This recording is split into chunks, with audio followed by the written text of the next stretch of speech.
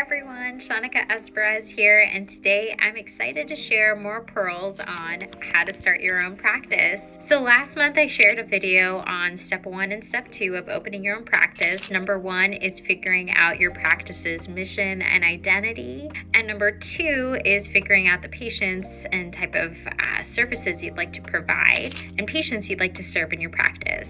The next step in opening your own practice is trying to decide if you want to buy into an existing practice or start from scratch. And so what are the pros and cons of each? Well, buying into an existing practice, the pro is you have much initial less overhead. So overhead expenses like equipment and staff, hiring staff and training staff can be very, very expensive. And so if you buy into a practice, you have all that in place, plus you have a built-in referral network, as the doctor who's selling or leaving will likely transfer their patients over to you, and you're kind of already part of a referral network for the other primary care physicians or optometrists that may have been referring to that doctor. The cons of buying into an existing practice is that you may have to fix up some older equipment, perhaps the look of the office, the feel, and the types of equipment they have may not be exactly what you want. And then in terms of the mission, identity, and culture of the practice, you may have to rewrite the vision for the practice and kind of change some of the parts of the practice that may have been rooted deeply already. Those are some of the pros and cons of buying into an existing practice. Pros of starting your own practice is that you really can build it up, build it out, the design, the look